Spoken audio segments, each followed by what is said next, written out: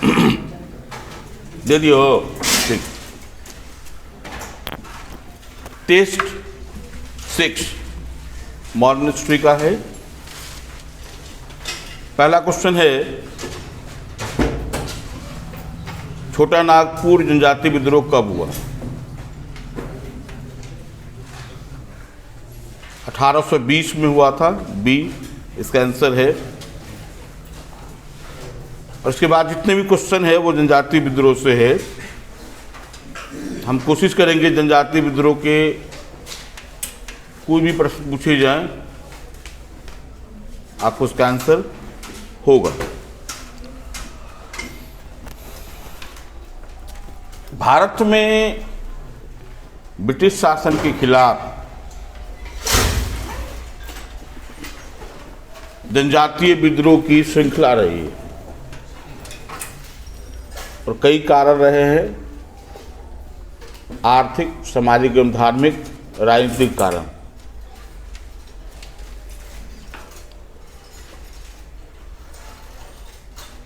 उनकी जो आर्थिक व्यवस्था थी वो स्वायत्त आर्थिक व्यवस्था थी, जो जंगलों पर निर्भर करती थी, उस पर कब्जा कर लिया गया। उनकी स्वायत्त पंचायती राज व्यवस्था थी, पढ़ा पंचायत या इस तरह की पंचायत व्यवस्था होती थी, उसको खत्म कर दिया गया।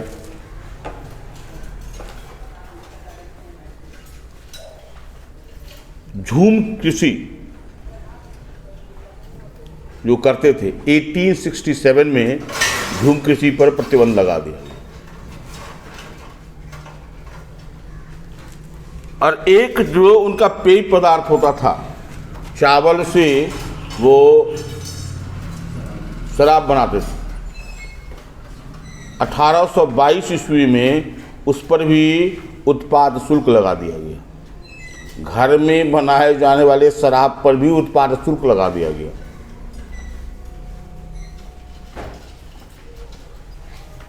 अगर संपूर्णता से देखेंगे तो जनजातीय विद्रोह की प्रकृति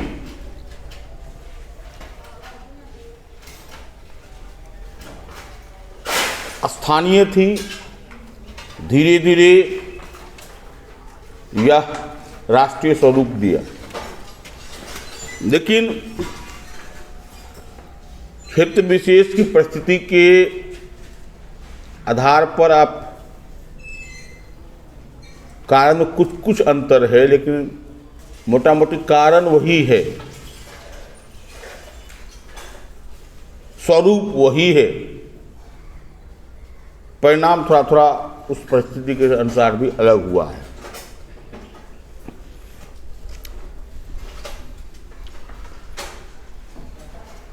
उसमें से जैसे का एक क्वेश्चन पूछा जाता है परीक्षा में, बीपीएससी में, कि ब्रिटिश शासन की स्थापना करने के बाद किस जनजाति से अंग्रेजों का पहले संपर्क हुआ? खासी। तो पहले लिखिए खासी विद्रोह। मैंने ये क्वेश्चन लिख लीजिए। अंग्रेजों का भारत में साम्राज्य कायम करने के बाद पहला संपर्क खासी जनजाति से हुआ।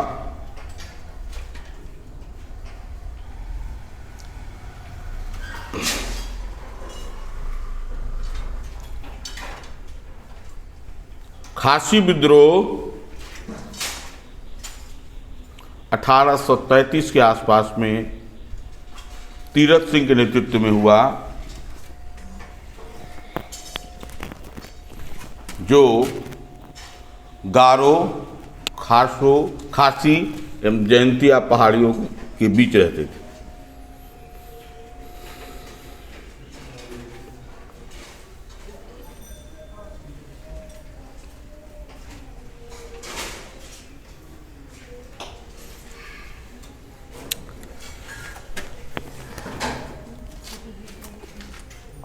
एक और लिखिएगा, 1784-85 में तमार विद्रोह हुआ। तमार विद्रोह, यह छोटा नागपुर में हुआ।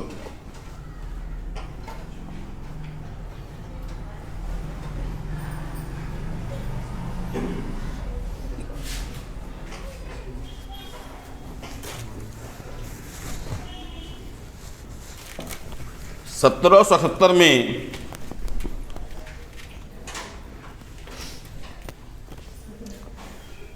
राजमहल पहाड़ियों में पहाड़िया विद्रोह हुआ।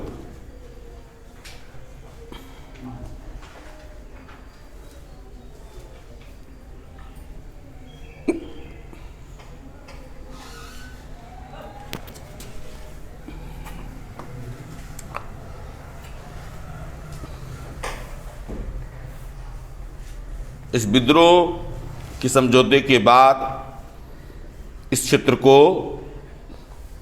दामन एक कोह क्षेत्र घोषित किया गया।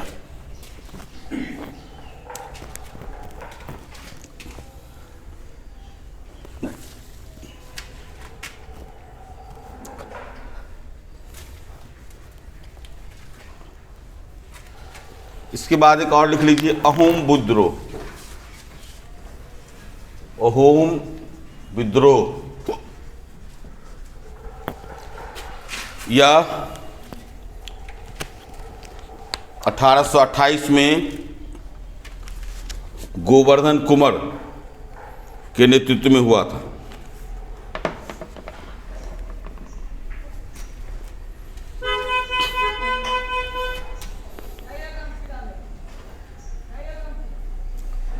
फिर 1831 ईस्वी में लिखिए कोल विद्रोह,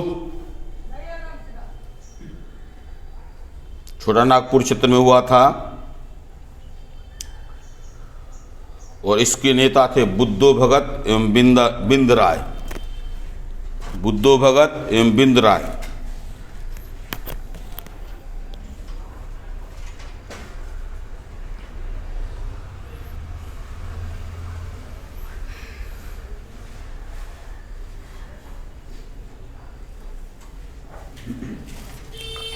एक और लिखिए खूंड विद्रोह।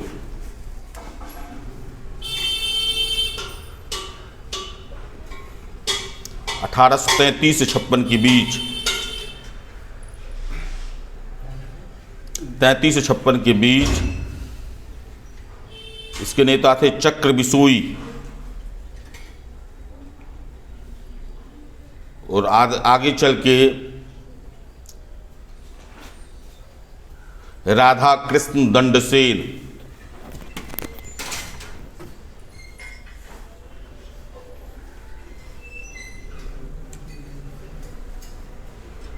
इनका विरोध मुख्यतः मरीहा प्रथा, कोष्ठ में लिखिए मानवबलि, मरीहा प्रथा जो मानवबलि को कहा था, पर प्रतिबंध के विरोध में हुआ।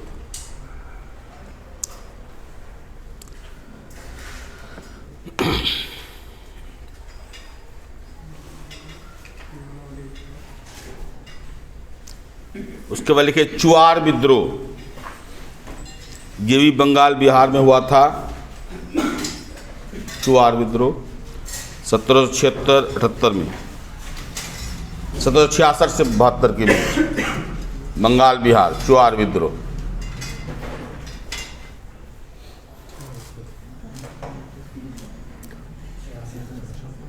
ठीक है।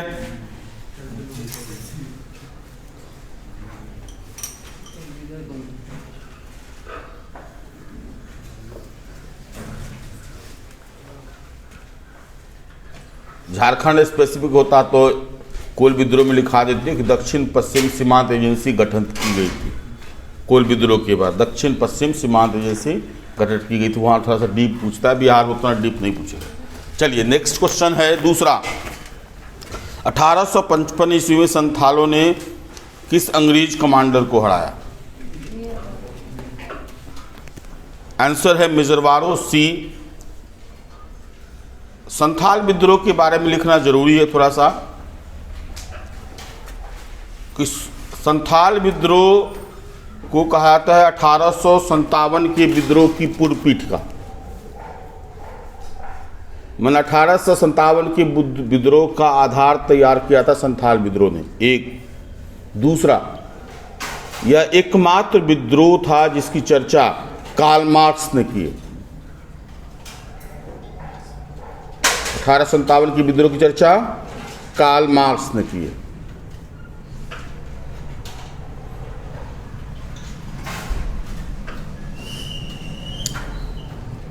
तीसरा इसमें इंपॉर्टेंट है जो आप सब जानते होंगे, भागलपुर से राजमहल के क्षेत्र में यह विद्रोह हुआ था जिसको दामन एक को क्षेत्र कहा था।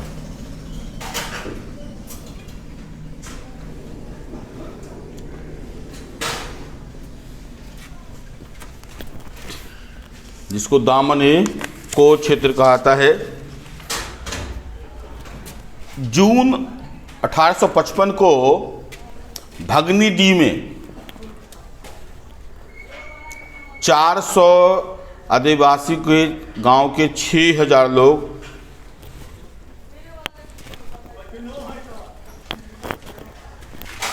सिद्धू एवं कान्हू के नेतृत्व में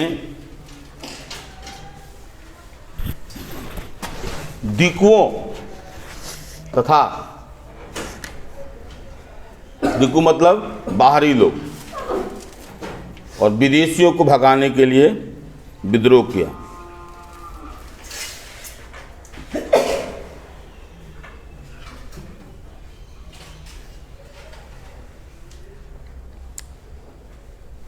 और आरंभिक विद्रोह में मैंने बताया कि मेजर बारो को हरा दिया गया था। अगस्त 1855 में सिद्धू को गिरफ्तार किया गया और फरवरी 1856 में कान्हू को।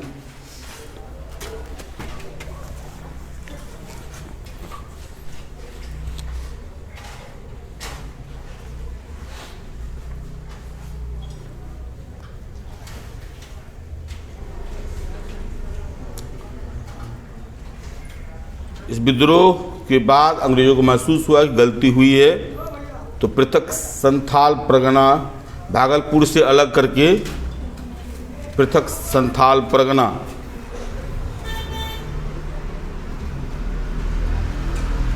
की स्थापना की गई। पढ़ा पंचायत को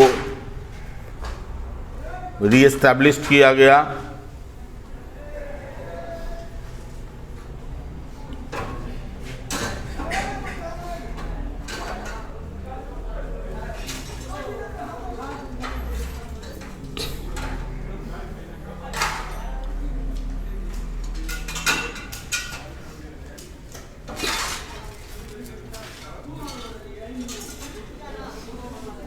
रहने दीजिए, इसके अलावा देखेंगे। तीसरा क्वेश्चन है, निम्नलिखित कौन सी घटना महाराष्ट्र में घटित हुई? आंसर हो जाएगा भील विद्रोह। और क्वेश्चन नंबर 9, अंग्रेजों के विरुद्ध भीलों द्वारा क्रांति प्रारंभ की गई। इसका आंसर ए होगा, मध्य प्रदेश एवं महाराष्ट्र। इन क्षेत्रों में जो विद्रोह हुआ था, खास के मध्य प्रदेश और महाराष्ट्र में 2 चरण में हुआ विद्रोह। एक चरण जो था वो 1812 से 1819 के बीच था, और इस चरण में कहता है कि वैसे कर्मचारी जिसके कारण सहायक संधि के कारण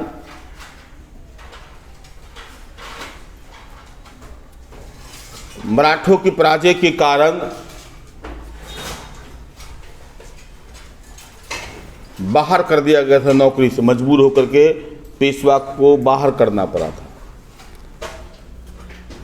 तो उसमें भील भी बहुत मात्रा में थे। तो कहा जाता है कि भील विद्रोह जो हुआ था उसको सपोर्ट किया था पेशवा बाजीराव द्वितीय ने, और उनके सहयोगी थे त्र्यंबक जी दंगालिया। इन दोनों ने सपोर्ट किया था। कौन कौन? पेशवा बाजीराव द्वितीय और त्र्यंबक जी दंगालिया। कभी कभी बीपीएससी में पूछ भी सकता है कि किस क्षेत्र में, तो खानदेश में। कहाँ हुआ था ये विद्रोह? खानदेश में, सपोर्टेड बाई पेशवा बाजीराव द्वितीय एंड त्र्यंबक जी दंगालिया। एक और दूसरे चरण में जो विद्रोह हुआ था वो 1825 में हुआ था, वह सेवरम के नेतृत्व में। भीलों का विद्रोह 1825 में किसके नेतृत्व में? सेवरम के नेतृत्व में। सेवरम के नेतृत्व में हुआ था।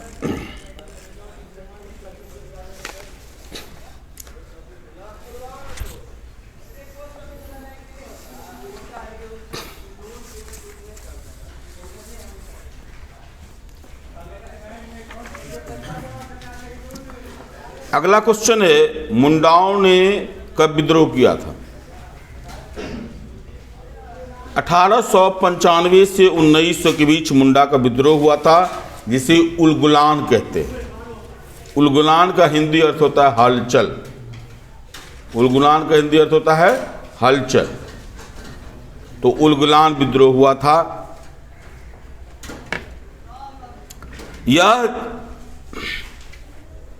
कई अन्य कारण थे उस पर ज़्यादा जो प्रारंभिक परीक्षा के दृष्टिकोण से, एक था बैठ बेगारी के लिए मजबूर किया।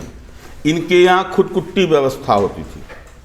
खुदकुट्टी मतलब हो गया सामूहिक खेती, और उसकी जगह इनको वहाँ पे जमींदारी व्यवस्था लागू होने के बाद बैठ बेगार करने के लिए मजबूर किया गया। ठीक है, बैठ बेगार मतलब बेगारी के रूप में आप मालिक नहीं रह गए, मालिक जमींदार हो गए, और अब आप सामूहिक खेती उती छोड़ दीजिए, बैठ बेगारी कीजिए। बेगारी मतलब कुछ नहीं मिलेगा आपको, मोटा मोटी पेट भरने के लिए मिलेगा, वह कुछ नहीं मिलेगा। तो बैठ बेगारी इसके विरोध में हुआ था। और भी कारण था, जैसे इस एक शब्द लिखिएगा, कल्चराइजेशन, संस्कृतिकरण। संस्कृतिकरण के प्रभाव के कारण भी कुछ समस्या आई थी। संस्कृतिकरण शब्द को सर्वप्रथम एम एन श्रीनिवासन ने दिया था। एम एन श्रीनिवास ने संस्कृतिकरण शब्द का उपयोग किया था, जिसका अर्थ होता है निम्न जातियां उच्च जातियों की परंपरा को अपनाती है और अपने आप को स्टेज पर पहुंचाने की कोशिश करती है। तो कहा जाता है कि आदिवासी विद्रोह के दूसरे दौर में संस्कृतिकरण की प्रक्रिया, पहले दौर में था कि अपनी जो राजनीतिक, सामाजिक, आर्थिक शक्ति थी उसको रिवाइव करना था। पहले दौर में क्या था? पुनर्स्थापना का स्वरूप था। पहले दौर में था पुनर्स्थापना का स्वरूप, और दूसरे दौर में था संस्कृतिकरण का स्वरूप। मतलब अपने आप को उस स्टेज में ले आए थे, लेकिन उस संस्कृतिकरण से जो समस्याएं उत्पन्न हुई उसके कारण यह विद्रोह हुआ।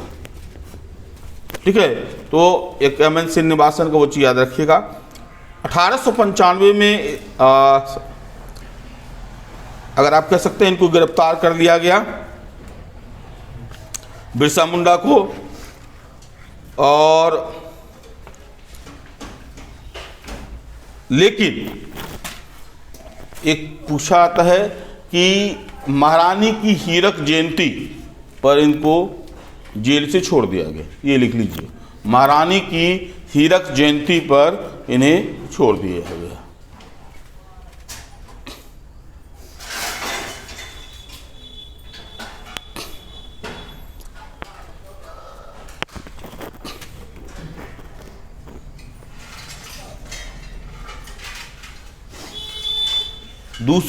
दूसरी बार इनको गिरफ्तार किया गया 3 फरवरी 1900 को। परीक्षा बीपीएससी पूछा था रात में कब गिरफ्तार किया गया, तो 3 फरवरी 1900।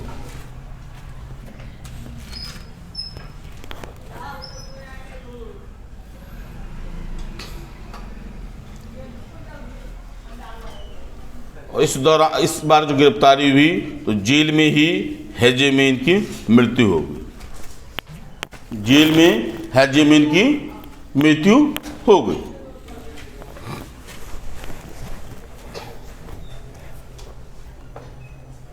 इसका लाभ ये हुआ इस विद्रोह का कि 1908 में छोटा नागपुर टेनेंसी एक्ट पारित हुआ। छोटा नागपुर टेनेंसी एक्ट पारित हुआ और बैठ वैगारी को खत्म करके खुदकुट्टी व्यवस्था बहाल की गई।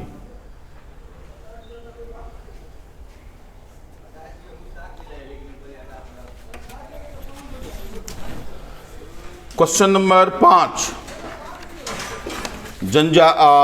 जनजातीय लोगों के संबंध में आदिवासी शब्द का प्रयोग किसने किया? ठक्कर बप्पा ने। ठक्कर बप्पा ने।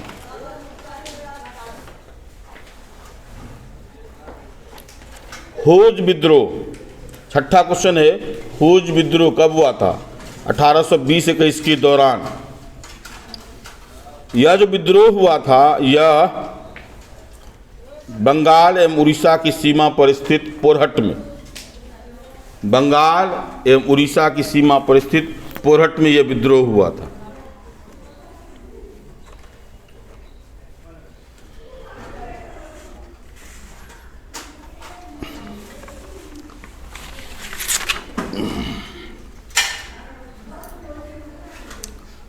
सातवां क्वेश्चन है, खेरवार आदिवासी आंदोलन कब हुआ था? तो 1874 में हुआ था। कभी कभी परीक्षा में ये भी ऑप्शन में रहता है दशक में, तो क्या लिखिएगा? 1870 के दशक में। ठीक है, 1870 के दशक में। इस आंदोलन को सफाहार आंदोलन भी कहते हैं। क्या कहते हैं? सफाहार आंदोलन। यह जो आंदोलन था आरंभिक रूप से एकेश्वरवादी एवं आंतरिक सुधार आंदोलन था। ये भी पूछ सकता है कि किस तरह का आंदोलन था। तो आरंभिक रूप से एकेश्वरवादी एवं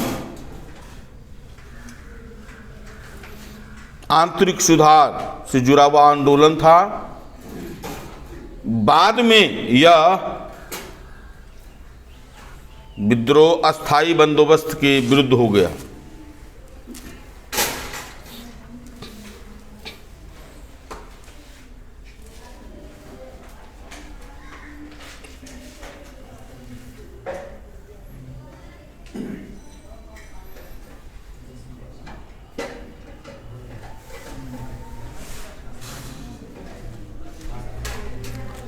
यह भी विद्रोह जो है छोटा नागपुर मतलब झारखंड क्षेत्र में हुआ था।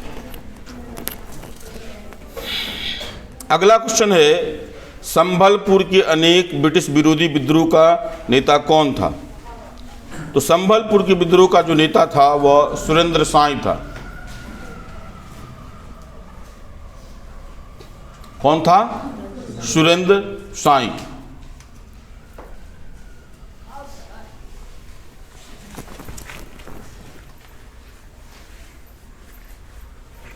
नौवां क्वेश्चन की हम चर्चा कर चुके हैं। 10वां क्वेश्चन,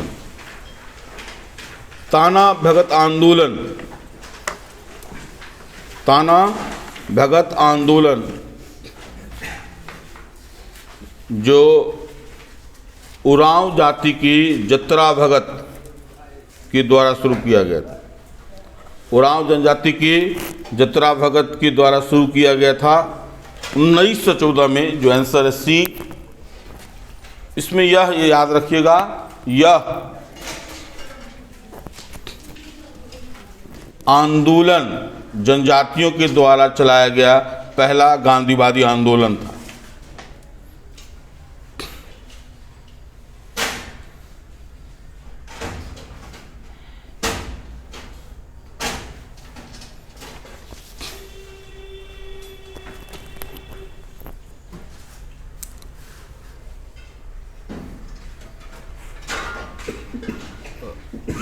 गांधीवादी आंदोलन में दो और आंदोलन की चर्चा की जाती है। एक चेंचू आदिवासी आंदोलन और दूसरा जेलिया सांग आंदोलन। तो 11वां क्वेश्चन जो है, महात्मा गांधी उनके विचारों से प्रभावित होने वाले प्रथम आदिवासी नेता कौन थे? तो इसका आंसर होता है जदोनांग। यह जदोनांग जो थे, देखिए सुनिए, इसमें जतरा भगत ने उन सभी परंपराओं को अपनाया जो गांधीवादी आंदोलन में थे। पहला आंदोलन तो था, लेकिन पहला जो व्यक्ति था वो 1891 में जदुनांग ने मणिपुर में 1891 में जदुनांग ने मणिपुर में यह आंदोलन चलाया था और यह नागाओं का आंदोलन था। ध्यान में रखिएगा, मणिपुर नागालैंड ने लिख दीजिएगा आंसर। मणिपुर में नागाओं द्वारा चलाया गया यह आंदोलन था जुलिया सांग आंदोलन।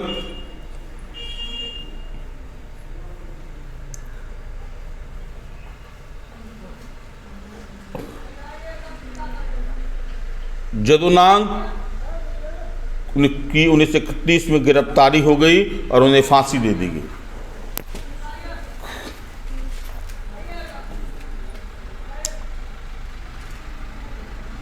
और तब इसका नेतृत्व गॉर्डन ल्यू, इनकी पुत्री गॉर्डन ल्यू ने किया,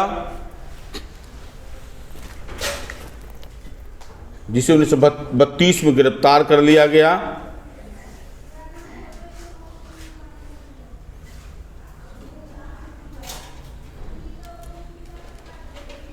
जवाहरलाल नेहरू ने इन्हें रानी की उपाधि दी थी और 1947 में आज़ादी के बाद इनको मुक्ति मिली।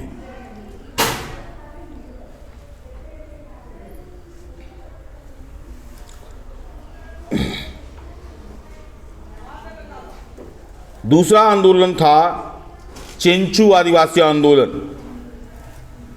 यह आंध्र प्रदेश के गुंटूर जिले में चला था। चेंचू आदिवासी आंदोलन आंध्र प्रदेश के गुंटूर जिले में हुआ था, जिसके नेता थे वेंकटप्पय्या।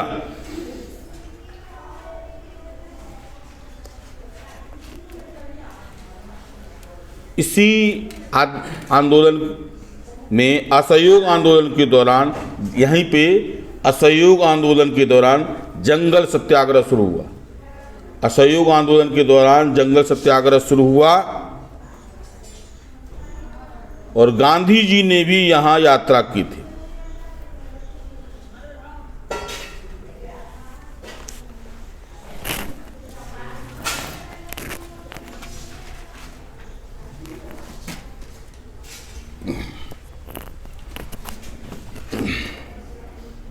देख चल रहा है वीडियो?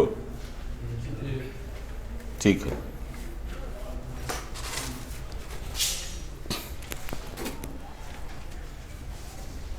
अगला जो क्वेश्चन है वह है 12वां क्वेश्चन। वाराणसी में प्रथम संस्कृत महाविद्यालय की स्थापना किसने की? जोनाथन डंकन ने संस्कृत विश्वविद्यालय की स्थापना की थी, जोनाथन डंकन ने। जोनाथन डंकन का नाम सुना होगा आपने, सुना है जोनाथन डंकन का नाम? तो संस्कृत विश्वविद्यालय बनारस में किसने स्थापित की? जोनाथन डंकन ने। जोनाथन डंकन ने अगर ये पूछा जाए किसके समय में हुआ तो वारेन हेस्टिंग्स को, वो याद रखिएगा। जोनाथन डंकन ने कहाँ स्थापित लिस्ट किया? तो बना, ठीक है, ठीक। अगला क्वेश्चन है, निम्नलिखित किसे पेरिस की रॉयल एशियाटिक सोसाइटी की सदस्यता प्रदान की गई? इसका आंसर है Michael Madhusudan Dutt. Michael Madhusudan Dutt, Paris की रॉयल एशियाटिक सोसाइटी की सदस्यता प्रदान की गई माइकल मधुसूदन दत्त। माइकल मधुसूदन दत्त के बारे में एक और चीज़ इंपॉर्टेंट है जो लिख लीजिए आप। इन्होंने दीनबंधु मित्रा के द्वारा लिखी गई नाटक नील दर्पण का अंग्रेजी अनुवाद किया था।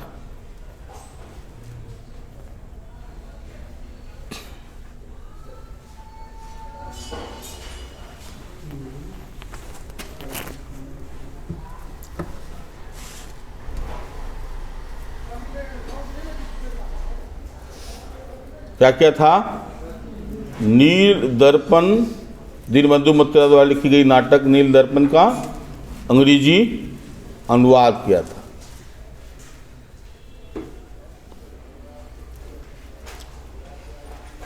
नील दर्पण के बारे में आप जानते हैं कि कृषकों का पहला बड़ा आंदोलन था। पहली हड़ताल कृषक आंदोलन के लिए हुई थी इसमें, और इस नील आंदोलन जो बंगाल में हुआ था 1859-60 में, बुद्धिजीवियों का इसको काफ़ी समर्थन था। हिंदू पेट्रियट के संपादक हरिश्चंद्र मुखर्जी ने इसका बहुत प्रचार प्रसार करवाया था, और बाद में अंग्रेज मजबूर होकर के 60 में 19 नील आयोग गठित कर दी, और या उसमें प्रावधान किया गया कि जो नील की खेती नहीं करना चाहते हैं वो छोड़ देंगे। वो हमारे लिए अभिशाप हो गया। अभिशाप इसलिए हो गया कि बंगाल में जब नील की खेती, क्यों नील की खेती एकाधिकारी प्रभाव से था। एकाधिकारी प्रभाव का मतलब है कि नीले जमींदार उसके मालिक थे और एकमात्र उत्पादक थे पूरे विश्व में वो। तो वहां यहां से उत्पादन करके वो यूरोप में बेचते थे। बंगाल में खत्म हो गया तो वो लोग मूव किए कहां? बिहार। बिहार पर ज्यादा कंसंट्रेट किया। हाँ, एक सीख जरूर दी। बंगाल में पूरी लैंड पर खेती करवा दी जाती थी जो किसान से लिया जाता था। और जो ददनी प्रथा आप सुनते हैं, अग्रिम राशि, ये बंगाल के नील आंदोलन के किसानों को ही किसानों को ही दिया जाता था। कम राशि दी जाती थी और उसे खेती करवा ली जाती थी। 1 बीघे जगह 2 बीघे कर दी जाती थी। अब वहां खत्म हो गई तो अब आ गई बिहार में। जो नीले जमींदार थे अंग्रेज, वो बिहार को फोकस करने लगे। लेकिन एक सीख ये ली कि पूरी लैंड पे नहीं होना चाहिए, क्योंकि वहां जो विद्रोह हुआ था कि वहां पे नील की खेती के करने के कारण कई किसान भुखमरी के शिकार हो गए, अकाल के शिकार हो गए, लाखों लोग मारे गए उस भूखा अकाल से। क्योंकि वो जो राशि, एक तो प्रोडक्शन कम हो गया ग्रेन्स का, दूसरा जो राशि किसानों को मिलती थी उस राशि से वो अपना पेट नहीं भर पाता था, इसलिए विद्रोह हुआ। तो वो सीख ये ली बिहार में आकर के कि 20 कट्ठे, 1 बीघे में सिर्फ 3 कट्ठे पे की जाएगी। तो ये एक सीख ली उन लोगों ने। और ऐसा नहीं है कि बिहार में जो नील आंदोलन चंपारण सत्याग्रह से पहले नहीं हुआ था। 1867-68 में भी चंपारण, मुजफ्फरपुर और दरभंगा क्षेत्र में नीलों का विद्रोह हुआ था। 1907-8 में भी विद्रोह हुआ था। लेकिन वो विद्रोह जो था वो वही था कि मुक्ति चाहते थे लोग। हम मुक्ति का एक प्रावधान था, तवान दे करके मुक्ति हो सकते थे। एक मुश्त तवान मतलब वह एक मुश्त राशि दे करके नीले के से मुक्ति हो सकती थी।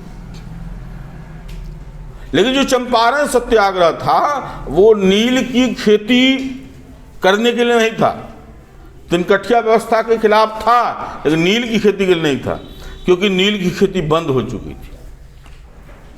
1913 में रासायनिक नील की खोजी जर्मनी में हो गई थी और उसकी खेती हो जाने के कारण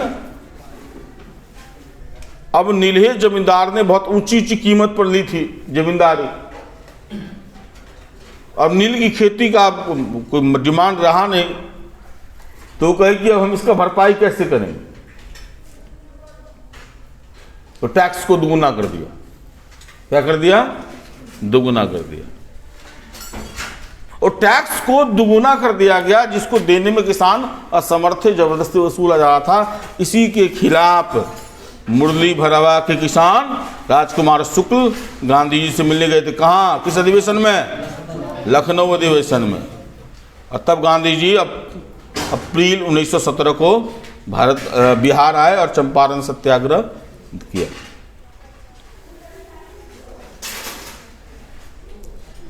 और जो की गई थी मतलब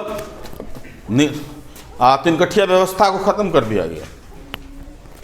तिनकठिया व्यवस्था को खत्म किया गया। नील की खेती खत्म, नील की खेती पहले ही खत्म हो गई थी, तो तिनकठिया व्यवस्था को खत्म किया गया। और आप जानते ही हैं, एक एग्रेरियन कमेटी गठित की गई थी एफजी सलाई के नेतृत्व में। उस समय गवर्नर कौन थे? MG Hallett. अच्छा, हैलेट थे। हाँ,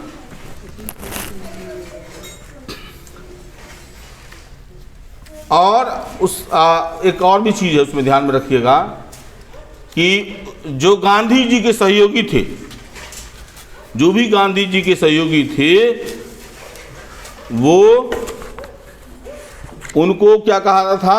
सब कंट्रैक्टर्स। जूडिथ ब्राउन ने उनको क्या कहा है? सब कंट्रैक्टर्स। क्या कहा है? सब कंट्रैक्टर्स।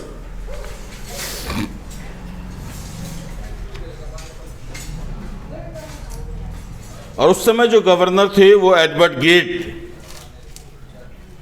कौन थे governor? Edward Gait. M G Mallet तो 37 के समय चुनाव में थे।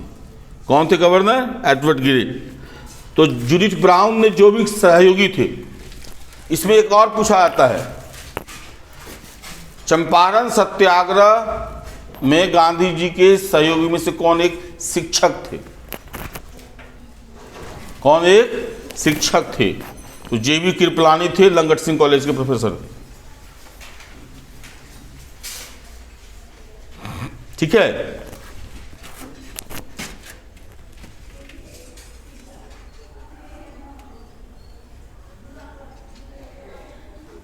आगे बढ़े, हो गया, बहुत सारा चीज हुआ। निम्नलिखित अंग्रेजों में से कौन जिसने सर्वप्रथम भगवत गीता का अंग्रेजी में अनुवाद किया था? चार्ल्स विल्किंस ने अंग्रेजी में अनुवाद किया था भगवत गीता का। और निम्नलिखित किसने कालिदास की प्रसिद्ध रचना शकुंतला का पहली बार अंग्रेजी में अनुवाद किया था? Sir William Jones. दो चीज याद रखिएगा, भारत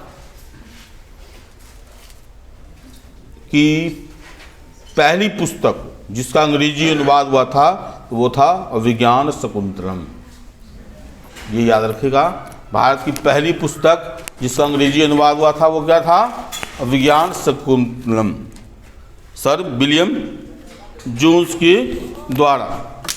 और सर विलियम जोन्स ने ही 1784 में एशियाटिक सोसाइटी ऑफ कोलकाता की स्थापना की थी।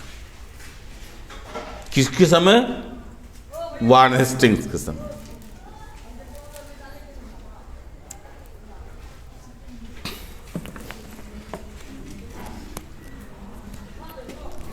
अगला जो क्वेश्चन है,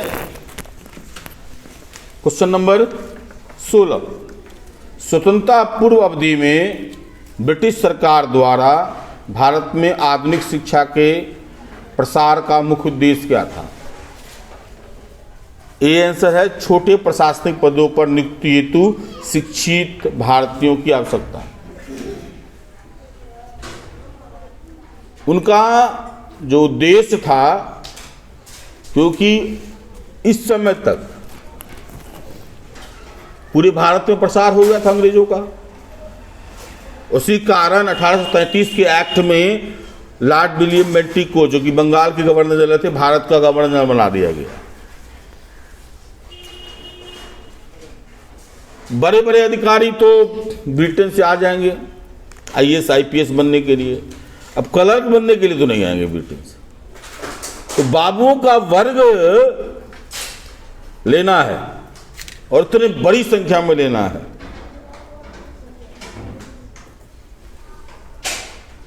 और जो वो बाबू का वर्ग हमारी बात को समझे और हमारी बात को आम जनता के पास प्रेषित करे, तो ऐसा वर्ग हो जो कम से कम हमारी भाषा को जानता हो और हमारी शिक्षा प्रणाली को जानता हो, क्योंकि हमारी भाषा के साथ साथ हमारी सोच को तभी अग्रसारित करेगा जब उसको पाश्चात्य शिक्षा की समझ होगी।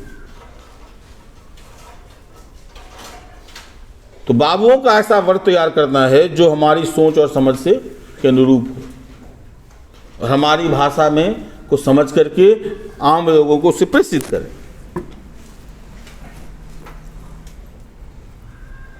इसीलिए लॉर्ड मैकाले का एक कोट है, वो इसलिए नहीं को कह रहा है कि पूरब की लाइब्रेरी जो है, पूरब की संपूर्ण शिक्षा पश्चिम के एक लाइब्रेरी के एक रैक के अलमारी के एक रैक के कोने का शिक्षा बराबर है, कि पश्चिम शिक्षा तुम अपनाओ। बाबू का वर्ग करना है। मैकाले में पूछा भी जाता, परीक्षा में होगा भी क्वेश्चन, भारत में आधुनिक शिक्षा की शुरुआत कब हुई? तो चार्ल्स वुड का डिस्पैच नहीं मारिएगा। मैकाले मिनट जो 2 फरवरी 1835 को आया था, मैकाले मिनट, उसको आधुनिक शिक्षा की शुरुआत कही जाती है।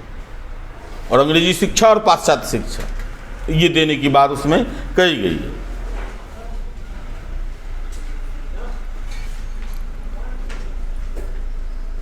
और एक और पूछा आता है, भारतीयों को भूरा रंग का बना दिया गया, न गोरा न काला,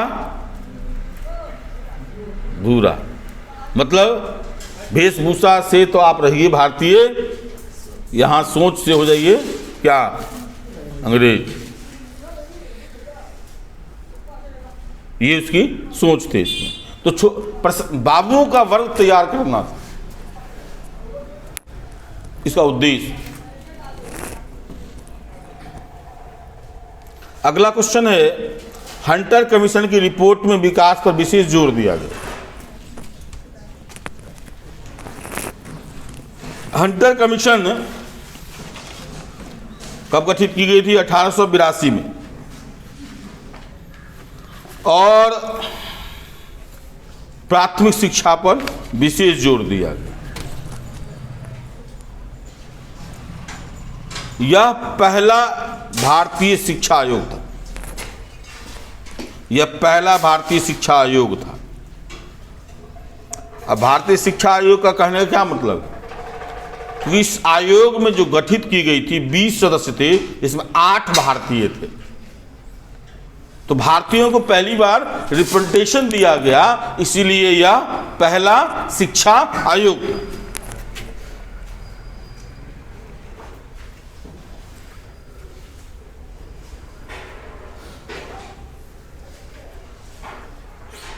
पहली बार शिक्षा के लिए उपकर लगाने की बात की गई।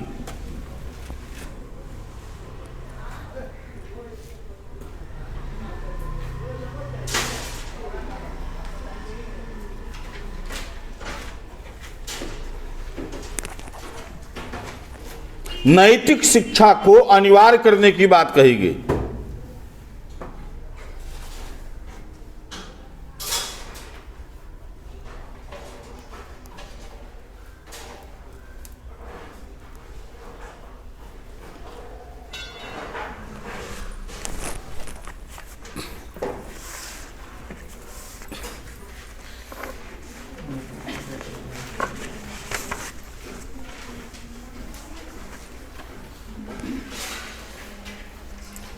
और इसी के तहत पंजाब और इलाहाबाद विश्वविद्यालय की स्थापना हुई। पंजाब का तो नहीं पूछता है, पूछता है इलाहाबाद विश्वविद्यालय की स्थापना किस कर्ज पे हुई थी। तो यही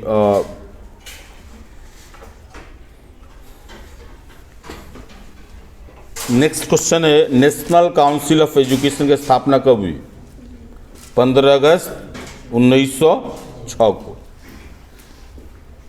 यह स्वदेशी आंदोलन के दौरान स्वदेशी शिक्षा और विदेशी शिक्षा का बहिष्कार के उद्देश्य से स्थापित की गई थी।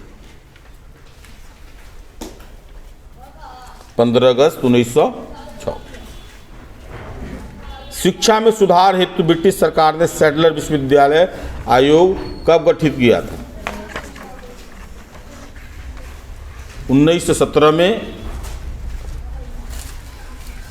और 10+2+3 जो शिक्षा प्रणाली है वह सैडलर आयोग द्वारा ही दिया गया।